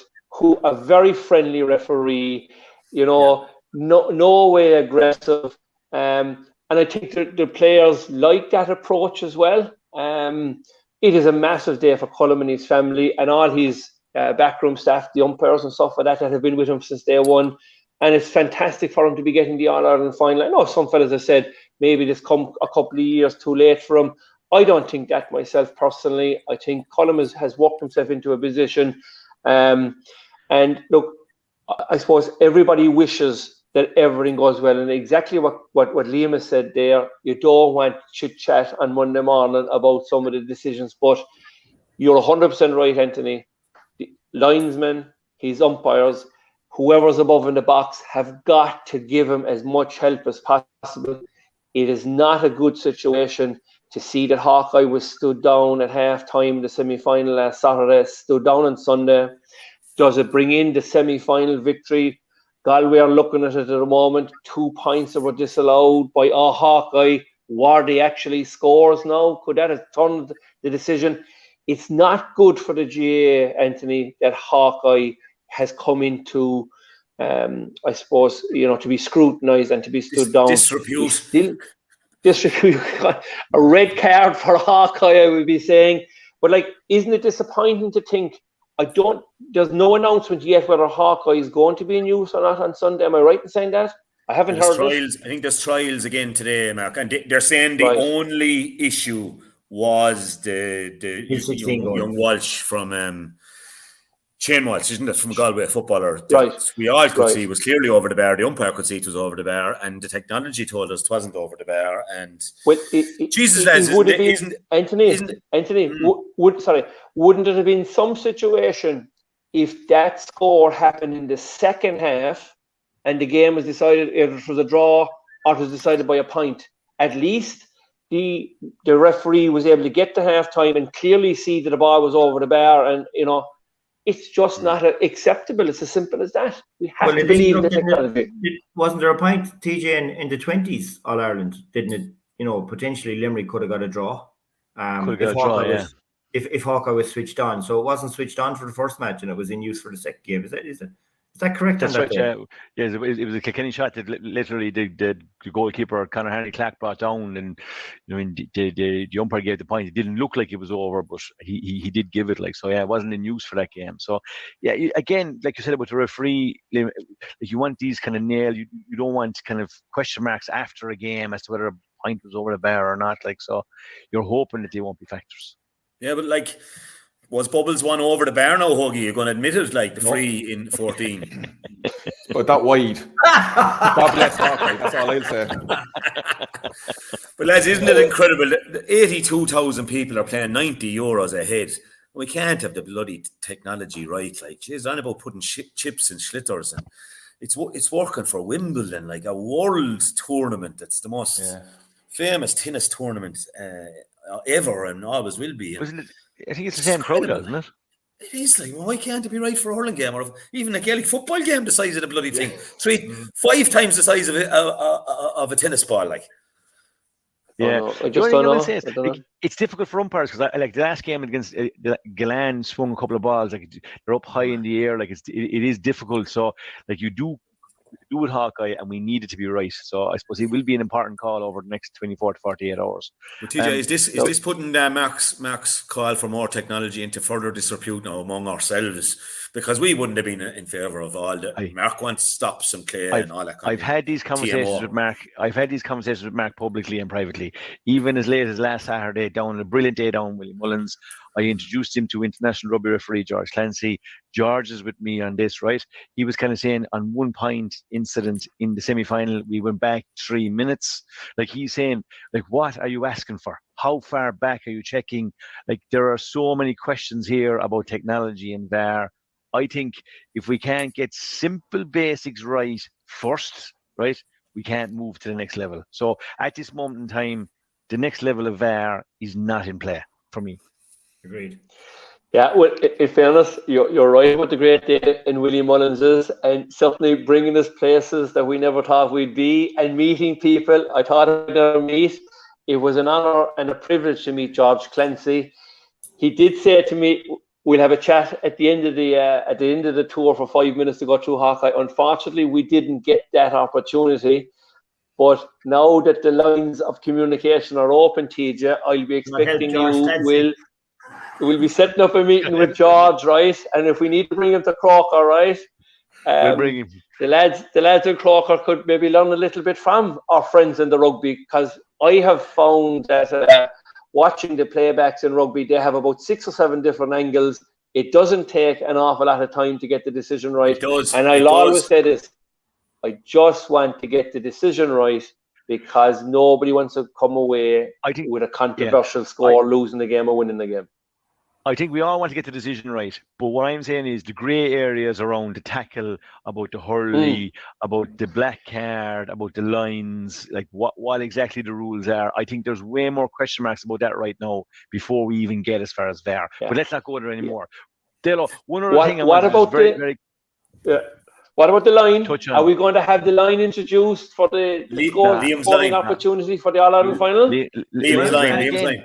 Again, Marky, everything's okay till it's not okay. If there's a controversial decision, and if I remember correctly, I think Colm was in the middle of the pitch for the Wexford and Clare match. And we're not doing him any favours. There's enough going on. No. Like those 4 lines could go in this week. They could be gone by Sunday evening. They could be gone by Monday morning. And it gives the umpires and the referees clarity and takes away guesswork. I'm blown to faith. But again, if we suggested, probably nothing that we ever suggest, because we're seen as nearly coming from the other side. We're not.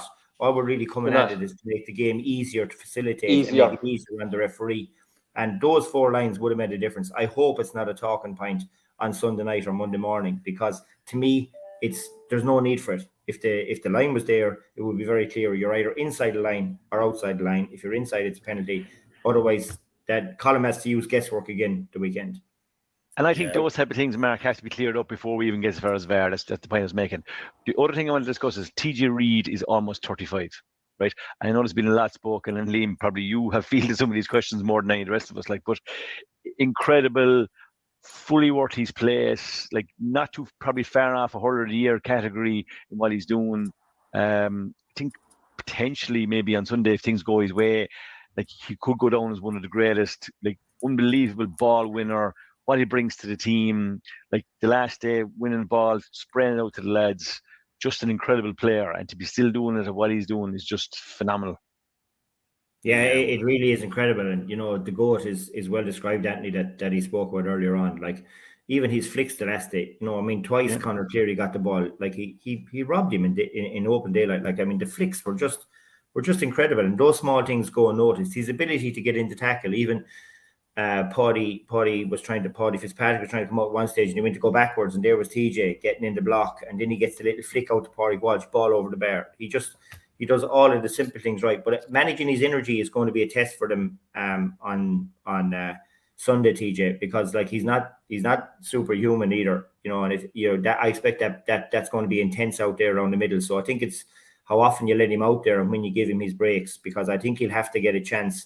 They'll want him in the pitch right up to the last minute, because if they get a free 100 yards out, you know, his conversion rate is incredible from all angles of the pitch. So you'll want him on the pitch right to the end.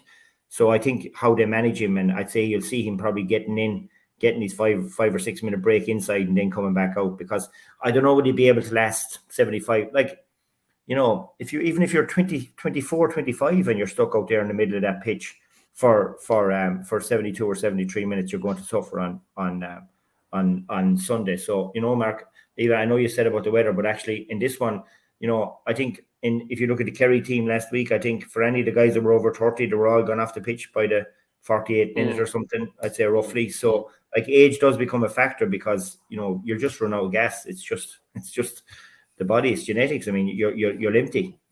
By the time. You won't have to worry about keeping him on or bringing him back on if he's gone off for penalties this time around, because we're going to a replay. And Jesus, Mark, that'll shove the club championships in Limerick and Kilkenny way back again if they wait 2 weeks again. Like, but I hope he'll be okay there. He'll survive. You're definitely in the yellow card. You won't give it to TJ. Give it to tonight now, because there was no more mention of this season. No, but it is something just for the people out there that think there is penalties every single day this year. There's not on Sunday. Hoagie, have you enough on the bench to match what they have on the bench? We saw the impact of Lynch. Obviously, he may not be there. Casey, hugely. David Reedy. Conor Boylan has been very good, and that's not even mentioning Carl O'Neill. Obviously, I think Pat Ryan is a big loss from that role. Obviously, gone off the panel. But have you enough? You'll have Walter.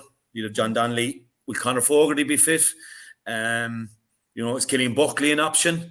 Because you will need, if this heat is going to, like, 15 are not going to win it in this heat. Just add in on the mix there, Richie Hogan. I was above in watching the match last day in the centre. Waiting for him. And they said that Richie Hogan was after lighting it up in training. So is he in the mix as well, just to add him into the mix? Well, Liam Hoagie was in Spain, but he told us he was coming on to last day. So, right. Yeah, no well, he was, didn't need to. He's flying it by all accounts. I heard he was flying it, and then they put him in a Mikey Butler, and he was a bit quieter. And I'd hope that wasn't the reason they drew a line through him. But I was really hoping to see him for 10 minutes. I mean, he's had obviously it's well documented over the last number of years, but over the last few weeks, he's finished up now in the job, and you know he's planning to go traveling, different things after the season and that. So he's in great nick. Just chatting to one of the boys yesterday, they said the same thing. Said he's flying it. So you look the way I'd love to see him. From a Kilkenny perspective, would they make some story for him to come on Sunday and put one or two over the bar to get over the line, having the disappointment of 2019 and everything that went with it. The bench, like, look, obviously the bench is important at this level any day, but with the heat that they're forecasting, I think it's even more important. And I think it's how they use the bench. You know, they're going to have to be strategic about it. Absolutely, TJ. They're going to have to actually manage him, I think, because like as any player, you know, they want to get involved. They want to. You can't go out and mind yourself. You can't go out and say, oh, well, I'm going to hold a bit back for the last 20 minutes. It doesn't work like that. So I think the lads in the line have a responsibility to try and manage that. These guys are all GPS'd up, and you know, they can see what's happening. You know, so maybe it's a case that look, we need to bring him into the full forward line. You know, corner forward, give him a break, rotate as a bit more. The lads on the bench, It depends what way the match is going, I think, Dalo. I think if the match is in a certain, if say, for example, if we're leading, and we need a bit of experience, we've got loads of experience to bring on. We've got Killian, you've got Connor, you've got Wally. You've got lads that know how to close a match out, what needs to be done. We don't have maybe a Jack O'Connor for Cork or a guy who can come in that's just a player who can just, a wild card, if we're chasing a match and we need to kind of really open things up. But we do have a lot of experience there. We have a lot of lads that know what it takes, what's involved, and it's how you use them. I think Limerick are masters at it, and David Reid, case in point, the way he came on the last day and got the boys over the line and has been doing it consistently for them over the last number of years. Again, he even back starts 2019. So there's a lot of questions, and there's a lot of, probably more so than any other game and any other day, with the conditions and with the opposition, how you use that bench and how you use the individuals on the bench, which will be, kind of a subplot almost, that we'll be looking at post the match and did it work or did it not, But it can be an interesting factor, I would say, in the 50 plus minutes, would say, if a team makes 2 or 3 substitutes close together. So all of a sudden, you're detailed to Mark Road Hegarty or detailed to Mark Tom Morris here in the middle of the field. And next thing, Colin O'Neill is in, Peter Casey's in, David Reid is in. There's big changes. It can be a moment in the game which just when things can change a good bit. You could imagine being exhausted, like 50 minutes in, you're a defender and Mossy Keown comes off. And next thing Wally comes on, 6 foot, whatever you 6, and you're that physical exertion it's going to take to hold him fresh. Or at the other end of the field, you've got a Peter Casey coming on who is fresh, who can shoot the lights out, and in that heat, and you're after tracking Mulcahy or someone for 50 minutes, and now you're detailed to mark this guy coming. So it's how you use these guys. So yeah, it will be intriguing, for sure. And even if I go back to, we were 10 points up, obviously, going down the tunnel in the Searan Heath last year in the Munster final. And, geez, it's after going so well, you're saying, you can't really, surely they'll be fine for 10 to 15. But, the jerseys were off. I looked through a few of them and says, oh, Jesus, they're struggling, or this heat is intense, But, and the 39th minute, it was still, I think, 10. And, by the 50th minute, game over, the momentum had completely swung and we were washed up. And then you're bringing them on. But that's the thing about the heat. I thought with the 15-minute break, you might get a bit of gas into the bodies and you'll be able to go again. But Dan and some of the lads had put in such a shift in the first half. There was nothing left there. So it's hard to get the absolute timing right, because sometimes you might think a fella's going okay and you say, geez, we'll get another 5 or 6 minutes out of it.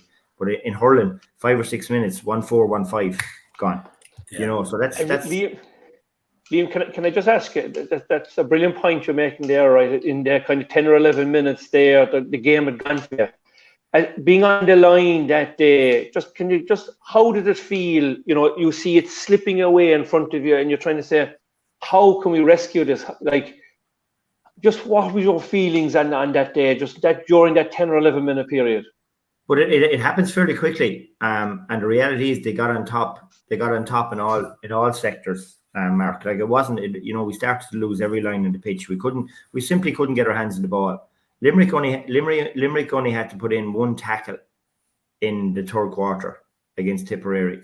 So because every time we poked it out, they got their hands in it. And when they got their hands in it, we couldn't get it back off them. So they didn't have to try and wrestle it back off us again. So when this Limerick machine starts to move and they get their triangles going and they start to deliver ball in front of their inside line, they're serious. They're a serious team. And as I said, they have their way of playing. They halfbacks drop it down, midfielders pick it up and they get it in. So there's a serious, and as you said, they can hit you really quick. In hurling, 1-4, 1-5 can go in reasonably quickly. And then, you look back and say, Jesus, why didn't I act? But you're trying to play it out and say, well, when you're 10 points up, it's hard to say, we'll take off 3 lads now, Yeah. You'd be savaged. You'd be savaged if it went wrong after doing that, Liam. Yeah. And there's an element of gambling involved, isn't there? We like a punt, the 4 of us, I suppose, and Hoagie now has been dragged into it as well by Landers getting the 200 quid off him for the Come On Racing Club.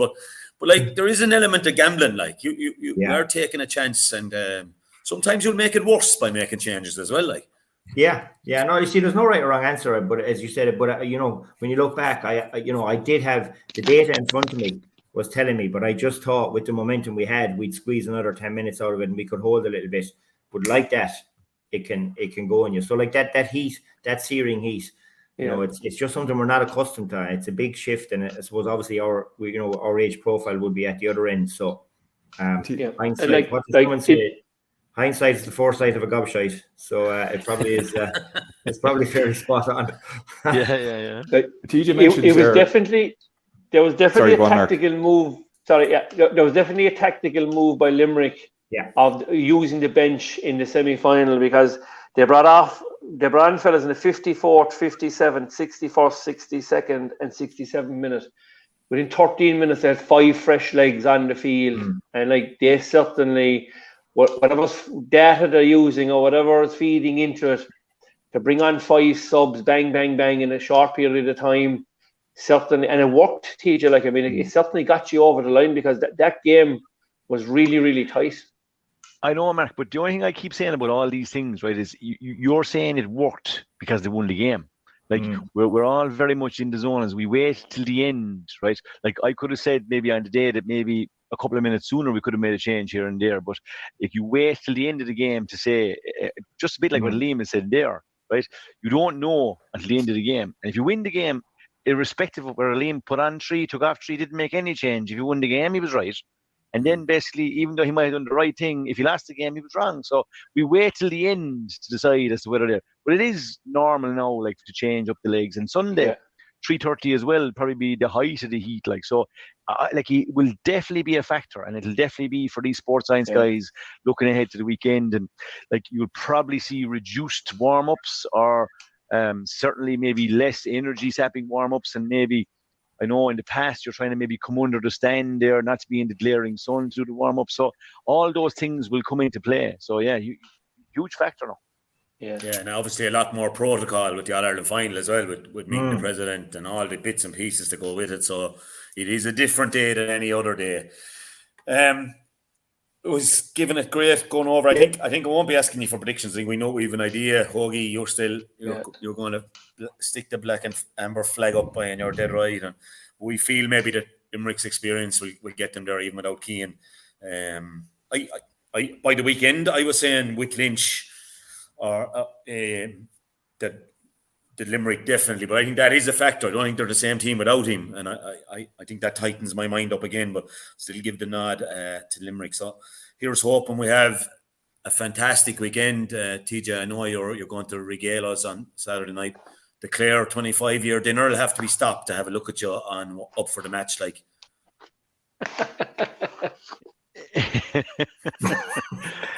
I'm not sure. It'll be a nice, quiet weekend. Hopefully, everything will go our way, and I'll be ready for Sunday. I'll be trying to mind myself and not make sure I'm not dehydrated Sunday morning myself, and that I'm ready for the long day ahead. Hopefully, and sure, it'll be great to be looking forward to it. I think Liam, said there at the start of the year about that it will be something different if you had, let's say, a really roasting day where fans are out, the sunshine. It will be just a brilliant occasion. What you said at the height of the show, I'm probably in your camp to say, you know what, it is a small bit quick and it's a small bit early, but I just think with the heat and the travel, I think it has the makings of a magic day now. And I'm also hearing, Hoagie, you're not giving back any tickets, so I think that the Kilkenny will be coming strong. Like, so I've heard a couple of Kilkenny fellas saying it's a long time since we won in All Ireland, believe it or not. Like, so yeah, it's all set up beautifully. It sure is. It sure is. Yeah. Dalo, don't forget the factor 50 now, Dalo, for yourself, kid. You'll be out there giving us a wave. I'm just a bit concerned with you there now. Will you have the straw hat with you? I might bring the straw hat, yeah. I will. We've the new suits. We might have to leave off the waistcoats. I'd say it's going to be that warm, Mark. Worse again, Mark. We're going back indoors, so we have to give up our stall there. There's going to be a good few thousand in that corner, so we're going back into the corner. So the air conditioning better be good. For myself and Dalo, or the sweat will be coming out of our ears. Teddy Baker, I was asking from Dalo. I will. I'll be. We have a great crew. Everyone is going, and it's fantastic. What it says, so much can happen in life, and it's 27 years since '95. I think Wexford have been honoured as well, And all our backroom staff, I think Pa Casey would have been always involved. Pa has passed away, unfortunately. But everyone else there and all the girls that come with us as well. So we should have a good weekend. Hats off to Shawnee McMahon, who did most of the organisation, I have to say. Great joke. But no, sure. Look, the fantasy's over. TJ has that one. Is that right? TJ I think Reid. so. Yeah, I think so. And I have 8 guys playing and stuff, yeah. I don't want my captain playing, like, I still have 8, yeah. Unbelievable. Yeah, Marco, you have a captain, though. Dermot Burns to get 1-7. Yeah. I have 7. I think 6 or 7 playing. Yeah, but I'm probably nearly conceding unless Burnsy stepped up with a couple of points and play. The 2 from play the last day. I think Liam, you have him as captain as well. We got the 2 points from play. Yeah. Liam, I'm always learning, kid. I'm always learning. But, what you want? I think the battle. There'll be a bit of a battle for the silver and bronze medals now. We're giving TJ the gold medal. I have Burnsy. I have the captain and I have the manager, so I could have a small squeak. I'm keeping an eye. I've nothing. Yeah. I nothing. That suits us perfectly. Once you obey it, we're happy. What you want here, Landers, is you want the draw and you want extra time and Burnsy to get 3 more points next time, and then you have him again for the replay, and TJ has no captain for the replay. I tell you, I think what happened. Yeah, jeez, I forgot about that actually. Yeah, I hadn't thought about that, Dale. I like it. I like it. See, extend. Come on, you had a great day, lads. Hoagie. Already you're getting your 200 quid's value. You went all the way 3 hours off the plane. You hit for Willie Mullins yard.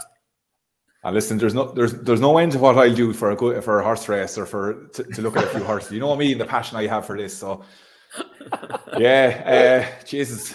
It was a great morning. Really enjoyed it. Lovely set up down there in Willie Mullins, and as the boys will attest, they were very accommodating. Jeez, the answers everyone's questions. I had plenty of them. But look, great turnout, and I can only thank Mr. Landers for encouraging me to join the Come On Racing. Any chance you get a couple of more guys to come in there, Jackie Turrell and Mick Kavanagh, and a few more of them depart with the 200 quid? Is there any chance, Huggy? I'll put a feeler out, but you know yourself, handing money over to a Cork man now is always a difficult challenge, a difficult sell, but you're right. I'll see what I can do. It's a tip man with 2 sons playing for Limerick on Sunday that's handling the money. Morrissey. Check in with Chad there and see can you get a double flavour involved. See what Chad remembers. Now you're talking meme, yeah. He'll show you a thing or two, I tell you, with a horse. We hadn't a great run the other night. She was too keen, Mark, I'd say, Lidratas, was she? In Kilkenny. Too keen, and even though Kevin said at the ground he wouldn't put the ground down as a factor, it still wasn't a help, I'd say, at the same time. The winner in the second came up on the outside and boxed, and he was between the two when he got a bit of a boxing about a furlong out. But as Una Manning said afterwards, look, she'll have her day, but I would say a little bit more juice in the ground would be a bit of a help. But look, it's a magnificent crowd. But let's go back to there was a couple from America planned their holidays around. Alan and his expectant wife were there, and we met him at Willie Mullins's, and they were in Kilkenny as well on Tuesday night. So, that just shows the massive interest that's out there, Anthony, both for people who are listening to the podcast and for people who are inside the racing club as well. So, I think the Willie. Look, you're dealing with the best manager, trainer in the country. No disrespect to everybody else. Amanda had 10 minutes in Cheltenham last year, and Come On Racing Club is able to open that door to go in. And they are more than, as I said at the end of the thing, this is the start of a lovely relationship, and I hope a successful one with the Mullinses from a Come On Racing point of view. And anybody that we has attended, and even Brian and his maiden voyage to a race facility, it was magnificent. And for a man to hop off the plane after getting, I suppose it was a 3 weeks Hoggy you were off for. I mean, that shows great commitment from the members. So we are looking forward to Katie Tay will run in the start of August more than likely. I spoke to Jim Balger yesterday. he said the purple gown Litteratus will more than likely have to wait for the ground conditions closer to the time, and we'll know in about 3 weeks' time what the situation is with Willie McCreary's horse. He said, look, give me until the end of July, and I know exactly what we're doing there. But look, there are still a couple of spaces. We've over 420 members signed up. I've paid the €200, and I think they're getting good value for their money. And if there's some more people want to join, just go onto the website, Come On Racing, and pay the €200, and away we go. We'll have a bit of fun and have a bit of crack. Great stuff. I know there'll be a few Fogras. I'll just get mine in quickly. Thank the two Mivara lads. We had on Saturday. They were bonding and they were doing a bit of swimming back in Kilrush. So they bonded here, and we gave them a winner as well, actually. You had Mike Murphy there. Do you remember Mike Murphy Hurling? He met me on Sunday in the bank at the Do I remember him? He was bouncing around the place. Would you forget Murph on the field and all of the team, the Pat Kings of this world, and the Mikey Nolans and the Duns and George Friend of Jesus Christ, stop, will you? But in great form, and they really enjoyed their day, I think. And we the lads from Askeaton as well, they were at the 50th. They were heading out to Arran for 2 nights. That's the way to do a 50th now. Head off to Arran, give Murty Browns a twist. Give the pubs in Arran and Doolin a twist as well. Don't be having an old few bottles in the house. Like, that's the way to do a 50th, But and TJ, especially everyone that came to 5 bands, lads, we made it, what a magic day we had here on Sunday. To thank everybody involved, just a quick moment. 2 great lads from Ballylanders, TJ, they came in for 1 pint. Was talking to them because I said there was no Limerick jerseys allowed. They had a Limerick top on them. They had been F the gig in Ballylanders around the crack. But they were saying, we're going now. I see you going already. No, we're only going into the B&B in Kilrush to park the car. They said they got their wristbands, they were going in and they were out for the evening. I can't think of their names, but they'll know who they are. Limerick diehards, but they enjoyed the day, and everything went off great. So that's me with the Fogers. It looked like a mini sleigh. Yeah. It looked like a mini sleighing down there, Dalo, in fairness. You looked like you had a great setup. Yeah. So and you got the weather as well, so everything was best. Just 2 or 3 small ones for me. Jerdowns and Knockaderry GA was on to me. They have a nice draw coming up towards the end of the year. Knockaderry GA and Camogie Club, where for a ticket for €20 you can win a dream holiday worth €10,000. And this week, if you buy the ticket, you're in for an early bird to get potentially 2 tickets for the All-Ireland final. So you can just check out Knockaderry GA and Camogie Club. The second one is I'm involved in a charity here in Limerick, Cleaners Foundation, and they have an interfirm day next week at the races in Limerick. Next Thursday, basically you can go on to cleaners.ie, and basically for every company at €250, you can bring 4 people to the races. You'll be assigned a horse. If your horse wins, you get a prize. You win an overall prize, a big prize at the end of it, which is basically a corporate day at the races. So for all the companies locally, if that's of interest to you, great. And on a sad note, a brilliant Limerick supporter, Niall Rochford up in Ashford Castle, lost his wife yesterday. So just send my sympathies to Niall and all the Rochfords and all the family. Niall's been just one of the most passionate supporters of Limerick GA and myself down through the years.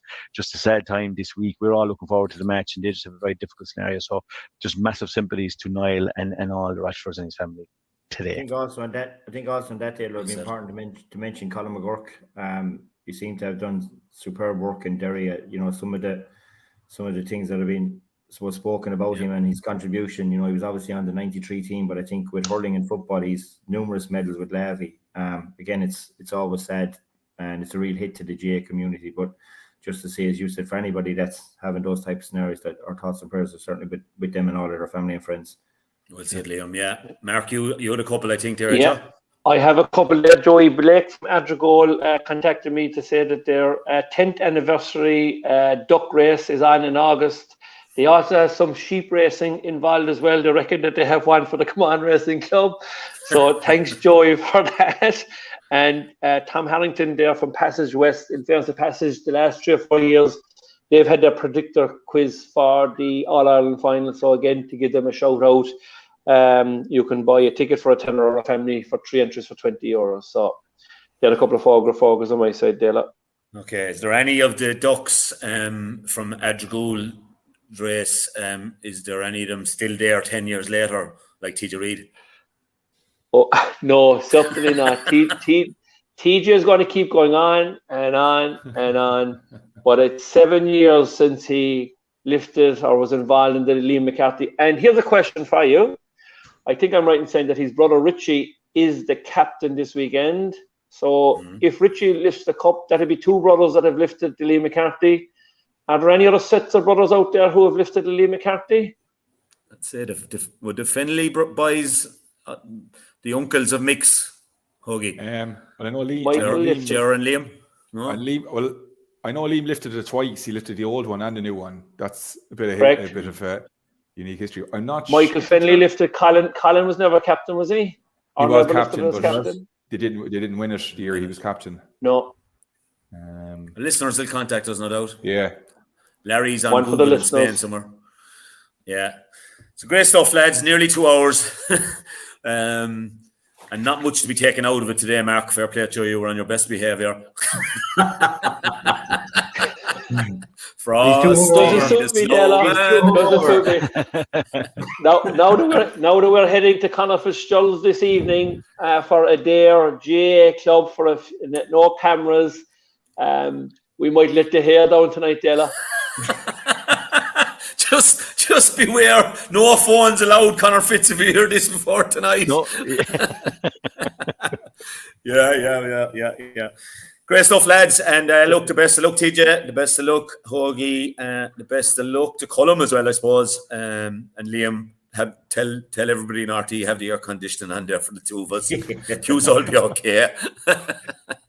Okay, lads, have a great All-Ireland weekend. And not sure what the lineup yet is for Monday, but sure, we'll talk to you on Monday, folks. Best weekend of the year. Should be a bank holiday. I'll be making it a class of a bank holiday anyway. So yeah, you usually do as well. Good luck. All right, lads. Enjoy the weekend. See you, lads. Good stuff.